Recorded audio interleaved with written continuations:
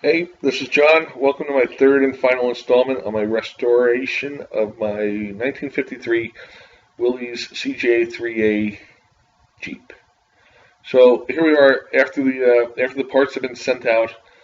They're slowly trickling back in from the painter, the sandblaster, the body shop guy, what have you.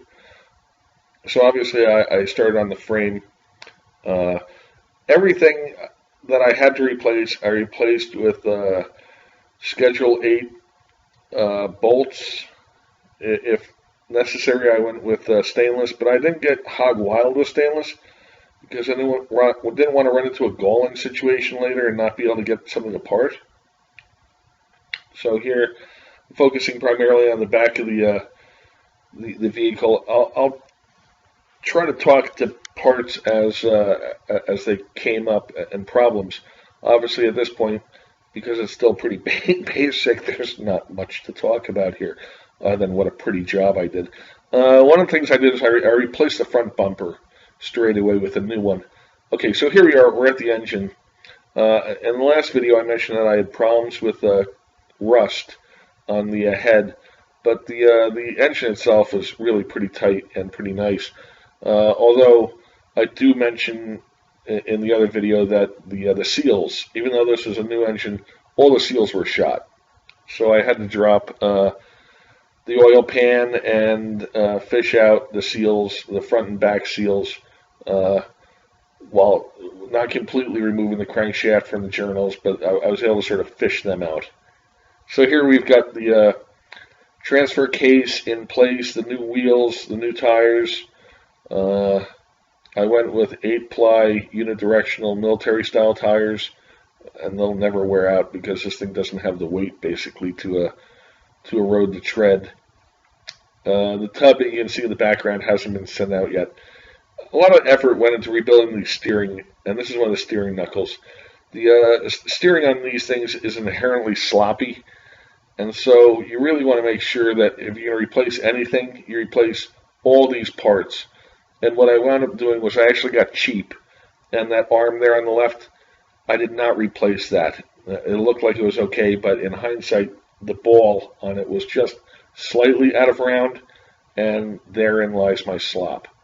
Now, one of the issues I had was even though this Jeep was getting a brand new engine, you can see that the bell housing and the back of the engine don't line up. See, there's the one side of the bell housing. That's on the carburetor side. That's the bell housing. You can see how, even though it bolts up, it was for a different year or something. That's the ass end of the engine, and I mean that's interesting. Okay, this is the engine plate that goes between the bell housing and the engine, and I had a lot of problems with that. And if you watch my video on what is that sound, I actually had, and we'll see it in a few minutes, I had the crankshaft rubbing slightly on the engine plate. So this is the rear brake, or the emergency brake assembly.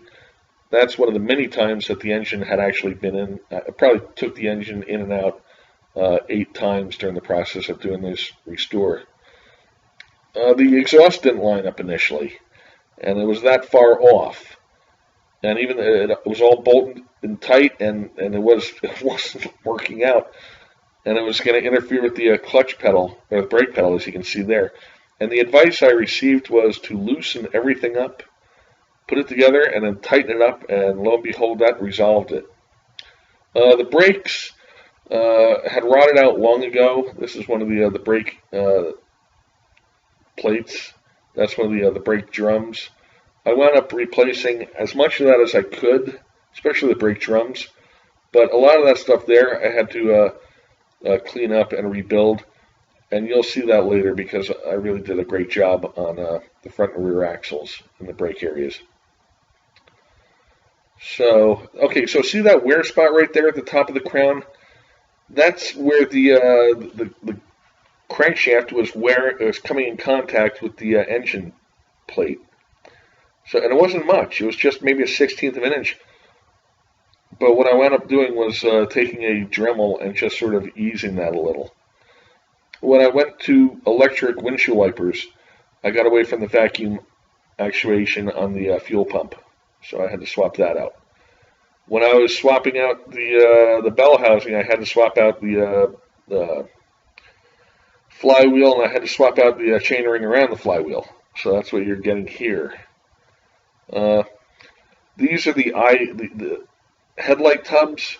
One word of advice here, if you get into this, get a pair of really long needle nose pliers, because there are some little springs down in there that you have to engage, and unless you've got really small hands, which I don't, you're going to have a hell of a time getting those back together. What else? And that's just us putting some of the springs back in there, or I guess disassembling them. As I said in the other videos, okay, here we are. Lo and behold, the tub is back now with its multiple coats of Pacific Blue and its clear coat and all that. I went with Pacific Blue because it was one of the factory options back in '53.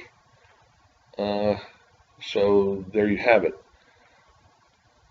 It's got a new the plate there on the where the glove compartment would be. A new data plate there for the serial number. I changed over from a 6-volt to a 12-volt system, figuring that if at any point Andrea wanted to drive it and we ran the battery down or something, that she'd be able to get a jump start a lot easier. All that hand lettering on the rear and on the hood, I did freestyle. I used to letter, so I did that. Replacing the steering wheel was a real bitch. Getting the old one off was, well, basically I ruined it when I took the old one off, because there was no easy way to do that. So I bought a new steering wheel. Those are the electric motors for the actuation of the windshield wipers. Also, Willys Jeeps didn't have fuse blocks, so during the process of going from 6-volt to 9-volt, I put in, first off, an alternator there on the right, as opposed to the generator. I swapped out the old style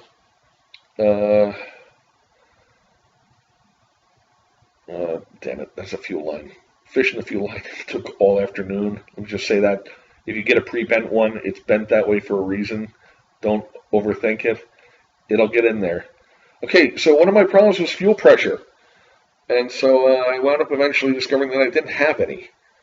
And if you know this engine, then you can see the problem right there. And we'll zoom in or get another shot here. See where that arrow is? Well, there's actually supposed to be a little like jet that is threaded into the hole where the arrow is. And there's the jet. It's basically just that thing, and oil will come spurting out of that little hole there, and you use that screwdriver slot to drive the thing in and tighten it up. But when I bought that, and that was like a $30 item because they're not making them anymore. I had to come out of a salvage. But when I bought that, I was able to get oil pressure and was a little happy about it. So what could be powder coated was powder coated. Other than that, it was either painted and clear coated or just clear coated. A lot of the undercarriage stuff, the drive shafts and all that, I cleaned up and then just went with a clear coat on because I figured that looked a little more to date, I guess. I replaced the, that's a competition grade radiator. And actually, I hated that radiator, so I wound up going back to the old style, which I paid a premium for. But they actually, Willys made some coupes that people like to make competition race cars out of, and those radiators are swappable into CJ3as. Here I'm showing a new gas tank. I had problems with somebody sending me a shitty gas tank retention strap. The top one is the one I like. It's the one I rebuilt. That thing closest to you is just a piece of galvanized strapping that's folded over with a hole drilled in it, and that sucked. So here's the brake and the hub assembly before, and I went with worn hub lockers, manual ones. The vehicle didn't, well, I guess it did have them, but instead of rebuilding those, I wanted something that would be pretty apparent that you were either engaged or disengaged. So I went with a new technology there. So there's the hub and the brake assembly for the front once I rebuilt it. And in a second, you'll see the back one. The back's a little different because it has a grease retention cup. That's it there. That sort of cone-like thing around the axle shaft. And it's the yellow thing now. And that's all cleaned up, repainted. And I went with these goofy colors because if there was anything wearing or dropping on the sidewalk, I wanted to look down and know that the green paint meant that I was having brake problems. This is showing some of the wiring that I came up with to go from the alternator to the 12-volt starter. Again, I didn't use the original 6-volt starter. I heard you could, but I found a 12-volt starter that would fit. And that's plumbed in right there. You see that black thing on the fender, that right closest to you, sort of on the left? That's the fuse box that I installed. So, let's see. What am I showing you here? The old style carburetor. I loved it. The old Carter, I guess it was. And then I ran into problems with it. So I wound up going out and getting a new Solex carburetor, which I ran for a day. And I hated that so much that I went out and bought. So there's the Solex. It was really hard to run it. And I put in that oil filter, or I'm sorry, that gas filter, inline gas filter. I just hated the carburetor so much.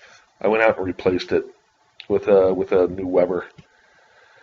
One thing that, wait, can you see it? No, it's there. There it is now. I've got, I went ahead and installed a Overdrive unit because this thing, even though, you know, it's fun in first and second gear around the mud and the sticks and stuff, out on the road, it was just like a glorified lawnmower. So I put the Overdrive in, and it runs a lot better. The other thing that I installed that you won't see here, unfortunately, is I found a VDO tachometer that measures from 0 to 2,000 RPMs. And I mounted that on the tunnel of the transmission right where I could see it looking down. And I know I'm in the sweet spot when the arrow is in the 12 o'clock position, because that's right around 1,000 RPMs. The canvas work came from Beechwood Canvas in New Jersey. Again,